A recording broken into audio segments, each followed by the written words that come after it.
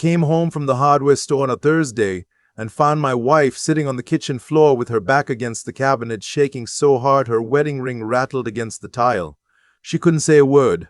When I knelt down and asked her what happened, she just looked at me with eyes that didn't belong to the woman I married. A minute later, my daughter-in-law came out of the back bedroom, wiping her hands on a dish towel, and said, "Oh, thank God you're home, Dad." She just sort of slid down there. I think she got dizzy. But when I went and pulled up the camera we kept for the dog, what I saw on that little screen made my hands go numb. Before I tell you what was on that footage, do me a favor and tell me in the comments where you're watching from and what time it is right now. I want to see how far this one travels. We live on Briarwood Lane in Tulsa, in a brick ranch we bought back in 1989 when the kids were small and the trees out front were no taller than I was. I just turned 68 that September. 41 years married to the same woman, and I can tell you there's a kind of crying you only hear once or twice in a marriage if you're lucky. Not the crying over a sad movie or a burnt casserole. The other kind. The kind that comes up out of some place a person didn't know they had. That's what I heard through the screen door before I even got my key in the lock, and my stomach dropped before my brain caught up. I dropped the bag with the new furnace filter right there on the welcome mat and went in. There she was, my Lorraine, 66 years old and folded up small on the kitchen floor like a girl, one arm pressed tight across her stomach, her glasses crooked on her face. She'd been the strongest person I ever knew. Raised 2 kids, nursed her mother through 6 years of dementia, ran the front office at the elementary school for 2 decades and never once called in sick. And here she was unable to get a single word past her own teeth. "Lorraine, honey, look at me." I got down on the floor with her, both knees popping, and took her hands. They were freezing. The house was warm. She keeps it at 74, no matter the season, and her hands were cold as creek water. She opened her mouth, and the little sound came out. Not even a word, just air with a shape to it. And then nothing. That's when our daughter-in-law spoke up from the hallway. "Renee, my son Dennis's wife of 9 years. She had that dish towel in her hands, and her voice came out smooth and even, almost too even, like she'd already decided how this was going to sound.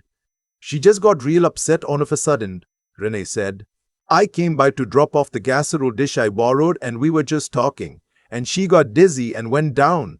I tried to get her up, but you know how she is. She wouldn't let me touch her. Maybe we should call her doctor?" I didn't answer right away. I was watching Lorraine's face, and Lorraine's face was watching Renee, and what I saw there wasn't confusion. I had seen Lorraine confused plenty in the last couple years. She'd started misplacing things, forgetting names. The early stuff the doctor said to keep an eye on. This wasn't that. This was the look a person gets when there's a snake in the room and everybody's pretending it's a garden hose. "What were you two talking about?" I asked. "Just, family stuff, money stuff, money stuff." Renee shifted her weight from one foot to the other.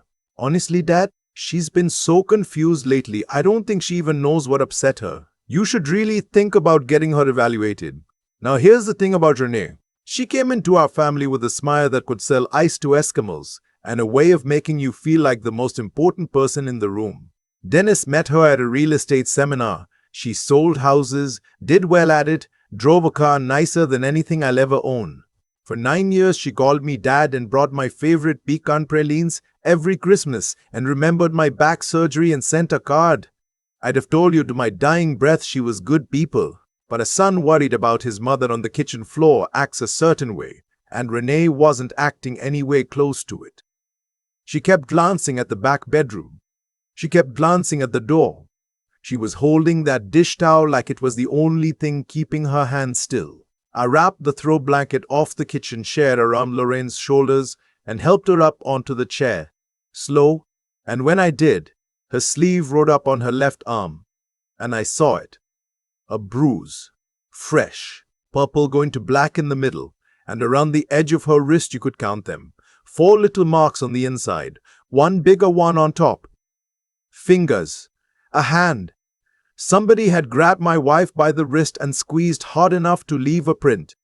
"Lorraine, what happened to your arm?" She pulled the sleeve back down fast, too fast, and made that little air sound again. Renee was right there. Oh, that. She caught it on the cabinet handle. I saw it happen. She's so frail now, she bruises if you look at her. My grandmother was the same way at the end. The end.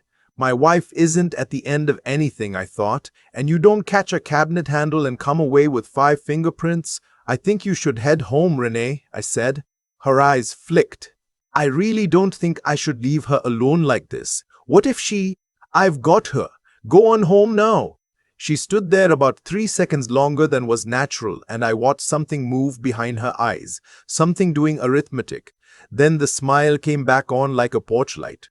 Of course, whatever you think is best. Call me if anything changes, okay? Tell Dennis I love him. She gathered up her purse and her car keys and let herself out, and to the front window I watched her sit in her car in our driveway for a long minute before she backed out.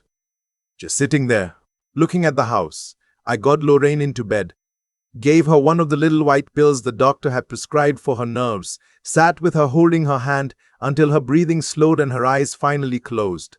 And then I went to the den where we keep the laptop and I pulled up the camera. Now, we'd put in a real security system 2 years back, after the Hendersons 2 doors down got broke into, front door, back door, garage, the works, all of it recording to the cloud. But that's not the camera I'm talking about. The camera I'm talking about is a little cheap thing, a pet cam, the kind you clip to a shelf. Our granddaughter Haley, she's 13, Dennis and Renee's girl, the light of my whole life. She'd set it up last spring so she could check on our old beagle, Biscuit, when she stayed over. It sat up on the bookshelf in the kitchen, pointed down at the dog's bed in the corner, and it streamed to an app on a tablet none of us had touched in months. I'd flat forgotten it was there. I pulled up the main system first. Front door, fine. Back door, fine. Kitchen. And here's where my skin went cold. The kitchen feed showed Lorraine at the counter at 2014 in the afternoon, making tea. And then the picture just froze. The timestamp kept rolling. 2015, 2016, 2014. But the image sat dead still, Lorraine's back to the camera. And then at 2051, it jumped back to life and Lorraine was on the floor and Renee was nowhere in the frame. 37 minutes. Gone. Wiped clean. Somebody who knew our system had deleted 37 minutes of it. And only one person outside this house had ever asked me how that system worked. Said she wanted the same setup for her and Dennis's place. Had me walk her through the whole app one Sunday afternoon over coffee. Renee. I sat back in the chair. And I'll be honest with you, my heart was going so hard I could hear it. I almost stopped right there. Almost told myself I was a paranoid old man making something out of nothing. But then I remembered Haley's little dog camera, and I dug the old tablet out of the junk drawer, and I charged it just enough to turn on, and I opened the app. The footage was grainy. The angle was bad. It was aimed at the dog bed in the corner, but the kitchen counter and the table were right there in the edge of the frame, and it was all still on the cloud. Nobody had thought to delete it, because nobody but a 13-year-old knew it existed. I scrolled to 2:14:14. Lorraine at the counter. Renee comes into the frame. She says something. Lorraine turns, shakes her head. Renee says something else, steps closer. Lorraine puts her hands up, palms out. No, no. And Renee's hand shoots out and grabs her by the left wrist. Lorraine tries to pull back. Renee yanks her toward the table. There's a stack of papers on that table and a pen. Lorraine grabs the edge of the counter with a free hand and Renee pries her loose, and then she shoves her. My wife, my Lorraine, who never hurt a soul in her life, goes down against the table edge and falls onto the floor by the dog bed, both arms wrapped around her middle, and Renee doesn't help her up. Renee crouches down next to her with those papers and that pen and pushes them in her face. Her mouth's going a mile a minute. She takes Lorraine's hand, the hurt one, and wraps Lorraine's fingers around the pen and presses down, forcing it, making her sign. Lorraine's shaking her head the whole time, and you can see her shoulders heaving, crying on the floor of her own kitchen. Then Renee stands up, looks at the papers, folds them, puts them in her purse, and she looks down at my wife on the floor for a second, and her face, I will see this until the day I die, her face just smooths right out. Calm, bored, almost. She fixes her hair in the reflection of the microwave, then she pulls her own face back into a worried look, like flipping a switch, takes out her phone, and walks out of the flame, leaving my wife down there alone. I watched it 3 times.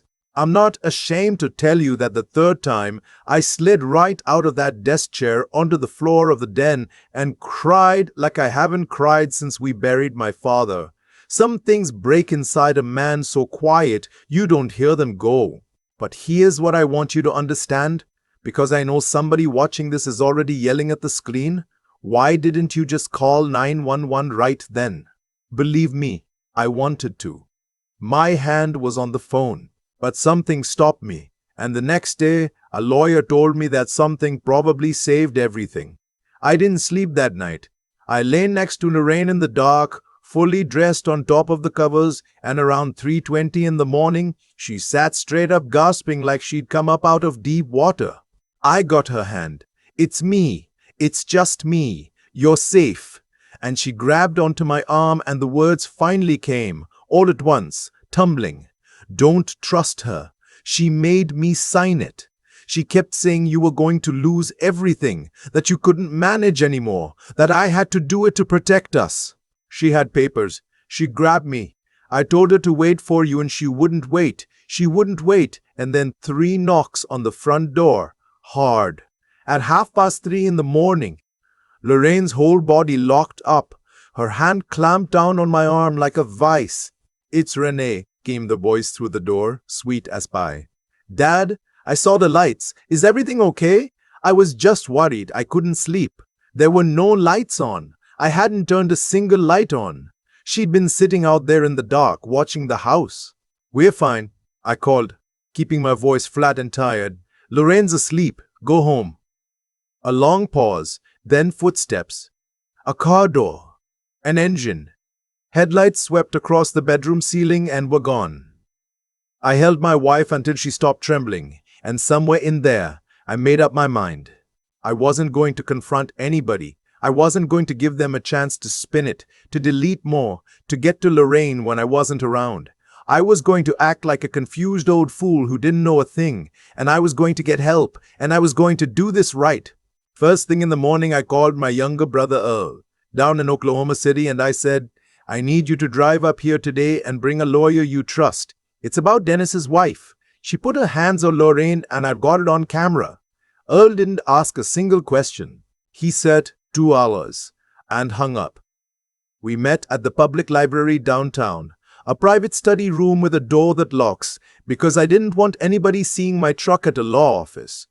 Earl showed up with a woman about 50, sharp gray suit, sharper eyes, a leather folder under her arm. This is Marisol Reyes, Earl said. She does elder law, exploitation cases. She's the best in the state and she owes me a favor. I plugged the tablet into her laptop and I played the footage. Earl turned his face away when Lorraine hit the floor. Marisol Reyes didn't flinch once. She watched the whole thing, ran 2 parts back a second time, made notes in a tiny, careful hand. When it ended, she folded her hand on the table and looked at me.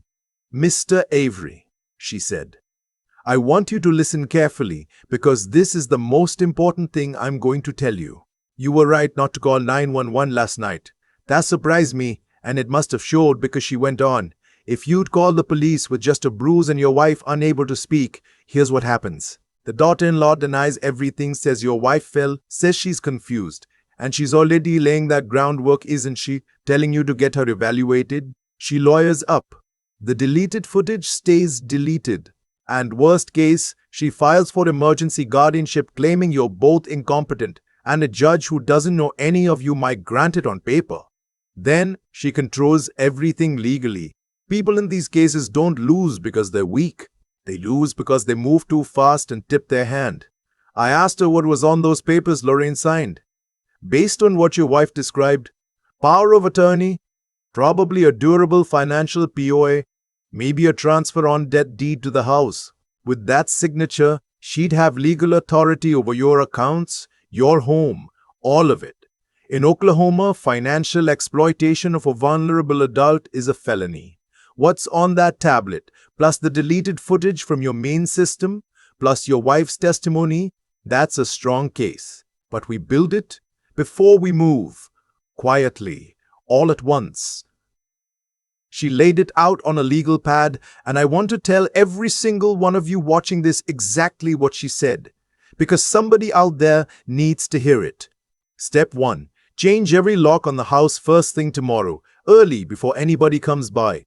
Step 2. Go to the bank and the credit union, freeze the accounts, require 2 signatures and photo ID for any transaction, change every password, set alerts. Step 3. Get her on the record. Audio. In Oklahoma, you only need one party to consent to a recording, and I'd be a party to the conversation, so it's legal as can be. Step 4. Only then, with the video, the audio, and the witnesses all lined up, do you call the authorities and adult protective services together, and you do it all in one day so nobody has time to run. And before you leave this room, she said, you make 2 more copies of that footage, and you put them in 2 separate places. If she ever gets into your house and finds one, you've got backups. This recording is the whole case. Guard it like it's your life. That night, I made the copies. One went on a thumb drive that I wrapped in a sandwich bag and buried under the rose bush Lorraine planted by the back fence the spring our granddaughter was born. One I tucked inside a hollow paperback on the bookshelf in the den. The original I carried in my shirt pocket, and I have not been more than an arm's reach from it since. The locksmith came at 7 the next morning. Front, back, garage, deadbolts on everything. 4 new keys.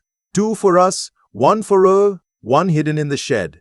None for anybody else. By 10, I was at the credit union sitting across from a young man named Mr. Daly who'd handled our accounts for years, and I told him quiet and plain that we had a family exploitation situation and I needed everything locked down. He got serious real fast, started typing, and then he stopped and looked at me. Mr. Avery, I probably shouldn't say this, but 2 days ago somebody called trying to set up online access to your accounts using your wife's social security number and her maiden name. We flagged it because the voice didn't match our records and the answers to the security questions were wrong. We declined it. Do you know who called? The callback number traced to a cell registered to a Renee Avery. He cleared his throat. Your daughter-in-law, I'm guessing? I closed my eyes. Asked him to print everything. 3 attempts in 2 weeks, all flagged, all stopped. I shook that young man's hand and told him he might have saved our whole life savings, and I meant it. $490,000 in the house, a little over $200,000 between the savings and my pension rollover. $700,000, every nickel of it earned across 40 years of me framing houses and Lorraine answering school phones. And our own son's wife had tried to walk away with all of it, while my wife begged her to stop. When I got home, Lorraine was standing in the kitchen running her fingers over the shiny new deadbolt. It's real, she said. She can't just walk in anymore. And she turned around and for the first time in, I don't know how long, she stood up straight. For 2 years I felt like a stranger in my own house, she said. Like everybody'd already decided I was halfway gone. I'm not gone. No, I told her. You're not. Not even close. The hardest part was Dennis. My son. He didn't know. I was almost sure he didn't know. The way you're sure of a thing you're terrified to be wrong about. But I couldn't risk telling him before it was over, because he'd go to Renee, and Renee would run. So I waited. Marisol set the trap for the following Thursday. She gave me 2 little digital recorders, told me to put one behind the books on the shelf and one ducked down in the couch cushions, where Renee always sat. She told me exactly what I needed to get Renee to say. Don't accuse her, she said. Let her talk. Let her think she's winning. People like this can't help bragging once they think they've got the upper hand. Earl arranged for 2 officers. Daly's cousin actually was on the force to be parked down the block, and Marisol would be on standby. And when I texted the word ready, that was the signal. I called Renee on Wednesday and put on the tiredest, most beaten down voice I could find. "Renee, honey, I've been thinking. I'm too old to be fighting with family. Lorraine's not well. I can't take care of all this paperwork and the bills and everything anymore. Maybe you were right. Maybe we do need help. Can you come by tomorrow afternoon, just you and me, so we can talk it through?" She bit so hard I almost felt sorry for her. "Dad, I'm so glad you're finally seeing it clearly. I knew you'd come around. I'll be there at 2. She came in like she owned the place. Walked right past me into the living room, set her purse down, sat in her spot on the couch, crossed her legs and smiled. "Where's Mom?" she asked, looking down the hall. "Resting. She tires easy." "Of course she does, bless her heart." She settled back. "So, I'm glad we're doing this. It's been so stressful watching you two struggle. I just want what's best for the family." I sat in my chair across from her and I let her talk. And Lord, did she talk. She told me how the kids these days, meaning her and Dennis, deserved a head start. How it wasn't fair that all that money would just sit there while they struggled with their mortgage. How houses appreciate and old people don't. She actually said that. Old people don't appreciate. And laughed at her own joke. I just nodded along like a tired old man. "The papers Mom signed," I said. "She seemed upset about them. Said you grabbed her arm. Just for a second the mask slipped. She bruises easy, Dad. I barely touched her. And she was being so stubborn. I had to be firm. You don't know what it's like trying to get her to do anything sensible. Somebody had to take charge before you two lost it all to a nursing home or some scammer on the phone. So you decided to be the one to take it. To protect it." Her voice got a hard edge I'd never heard. "That house is worth $500,000. That money's going to come to us eventually anyway when you're gone. I'm just making sure it doesn't get wasted in the meantime. Do you have any idea how many predators target old people? I'm the only one in this family thinking straight. And if Lorraine hadn't told me, if I hadn't found out, how far would you have gone?" She looked me dead in the eye, and there wasn't a thing behind it. No shame, no love, nothing. "As far as I had to," she said. "The weak always end up handing it over to somebody. Better me than a stranger." I stood up. "We're done here, Renee." She laughed. "Done. What are you going to do, old man? Call the cops on your own daughter-in-law? Dennis will never forgive you. You'll lose your son and your granddaughter both." I took the thumb drive out of my shirt pocket and held it up where she could see it. "It's all on here. The kitchen. The other camera. The one you didn't know about. And every word you just said is on tape too." Her face went the color of paper. "That's, you can't record somebody without one-party state, Renee. Look it up." I took out my phone and I typed the word ready and I hit send. She bolted for the door. Didn't even get the deadbolt turned before the 2 officers came through it. I heard her screaming as they put the cuffs on her, screaming that I'd set her up, that I'd regret it, that it was all hers anyway. They read her the rights I'd heard 1,000 times on television and never once imagined being said inside my own living room about a person who'd called me Dad for 9 years. They walked her out the front door and down the driveway, and the whole street had come out onto their porches to watch, and I stood there and led them.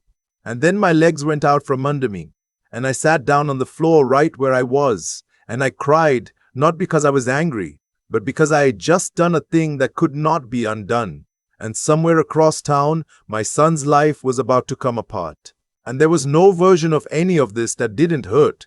Dennis came that night. He'd gotten the call from the jail. He stood in my doorway white as a sheet and said, "Dad, tell me it's not true." I sat him down at the kitchen table and I played him the footage. My son watched his wife throw his mother on the floor and force a pen into her broken hand, and he put his head down on our kitchen table and he wept like a child, and I put my hand on the back of his neck the way I used to when he was small, and we just stayed like that a long time. It came out over the next weeks that Renee had been at it longer than any of us knew. Small forged authorizations going back 6 months, a loan officer she'd been working with who got suspended, the 3 calls to the credit union. The district attorney didn't just charge the assault. They charged felony financial exploitation of a vulnerable adult, forgery, and a couple of other things I never could keep straight. She pleaded not guilty, and her lawyer's whole strategy was to put my Lorraine on trial, claim she was demented, claim I'd coached her, claim the bruise was an accident. But Lorraine got up on that witness stand in a blue dress with her hair done, and she held up her wrist where you could still see the yellow ghost of those fingers, and she said, "No pill in the world made up this pain. I know exactly what happened to me in my own kitchen, and I am not going to be quiet about it anymore." And when they dimmed the lights and played that grainy little dog camera footage in the courtroom, you could hear people in the gallery start to cry. The jury wasn't out 2 hours. Guilty on every count. The judge gave her 6 years and ordered every document she'd forced restored. Every account, the house, all of it, back in our names, and a no-contact order on top of it. As they let her out, she didn't look at me or at Lorraine. She looked at the back row, where Dennis sat with his head down, and she said, "Tell Haley her mother loves her." And then she was gone through the door. We took our granddaughter. Dennis is a wreck of a man trying to put himself back together, in counseling, doing the work, and Haley lives with us now in the room that used to be his. She doesn't fully understand all of it yet, and we don't make her. But I'll tell you something. It was that child's dog camera, the one she set up so she could watch a fat old beagle sleep, that caught the whole truth. The thing nobody thought to delete. The thing everybody forgot. I think about that a lot. A letter came from the prison about 3 months in. Renee's handwriting, smaller than it used to be. She wrote that she sees what she became, that she's sorry. Lorraine read the first 2 lines and folded it back up and said, "Not yet, maybe someday, but not yet." I put it in a drawer, didn't throw it out. Didn't answer it either. Lorraine asked me one evening out in the garden where the roses had come back whether I had any regret about what I did to my own son's family, to the mother of my grandchild. And I told her the truth, which is that I regretted every single day of my life, and that I would do every bit of it again, every single day without 1 second of hesitation. She asked how both of those could be true at the same time. And I said that love that lets a person hurt you isn't love, it's just permission. And that the hardest thing I ever learned at 68 years old is that sometimes protecting the people you love means doing the very thing that breaks your heart. So here's why I'm telling all of you this. According to the people who study it, about 1 in 10 Americans over the age of 60 has been the victim of some kind of elder abuse. And the worst part is that most of it never gets reported, because the person doing it is family, and because the victim is ashamed, and because everybody around them just assumes the old folks are confused. If you are watching this and something like this is happening to you, or to your mother, or to your neighbor, you are not crazy, and you are not a burden, and you are not too old to matter. Call Adult Protective Services. There's a national elder care line you can dial anytime, day or night. Tell somebody you trust. Don't wait for the bruises like I almost did. The silence doesn't protect the one being hurt. It only ever protects the one doing the hurting.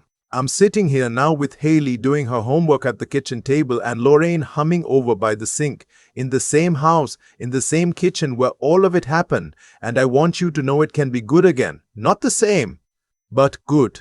If the story reached you tonight, if you lived something like it, or you know somebody who has, leave a comment and tell me where you're watching from. And share it with one person who needs to hear it, because the next person it saves might be somebody you love. For 41 years, I believed the worst thing that could happen to a man was losing the people he loved to time or illness. I never once imagined the danger would walk through my own front door carrying a casserole dish and calling me Dad. What happened to Lorraine didn't come out of nowhere. It came because somebody decided that an aging woman was something to be managed instead of someone to be honored, and because for a long time the rest of us were too comfortable to look closely. Renee didn't become who she was overnight. She got there one small lie at a time, one forged signature at a time, and every time nobody questioned her, she learned the world would let her go a little further. That's how it always works. Cruelty rarely kicks the door down. It tests the lock, finds it open, and walks right in. I think about the choices that saved us, and not one of them was loud. It was the choice to wait one night instead of charging in blind. The choice to listen when a lawyer told me to slow down and build the case the right way.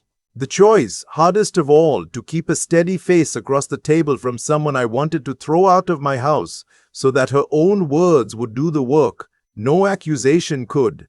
Good judgment isn't the same as being smart. It's knowing that the angry move and the right move are usually not the same move, and having the patience to tell them apart when your hands are shaking. But knowing the right thing means nothing if you can't make yourself do it. There were a dozen mornings I wanted to quit, to tell myself I was an old fool seeing monsters, to let it go for the sake of peace.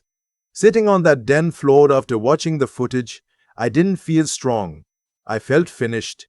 What got me up was something plainer than courage. It was the refusal to let my wife keep being afraid in her own kitchen.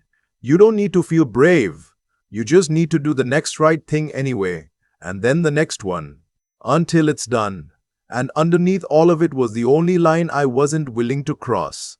I could lose the money, the house, even my son's good opinion of me. What I could not do was look the other way while someone I'd promised to protect was treated like she didn't matter. That promise cost me a daughter-in-law, strained my boy half to breaking, and put a child named Haley in our spare room. I'd pay it all again tomorrow. Lorraine asked me once how love and regret could live in the same chest at the same time. I told her the truth. Loving someone enough to fight for them will break your heart every single day, and it will still be the best thing you ever did.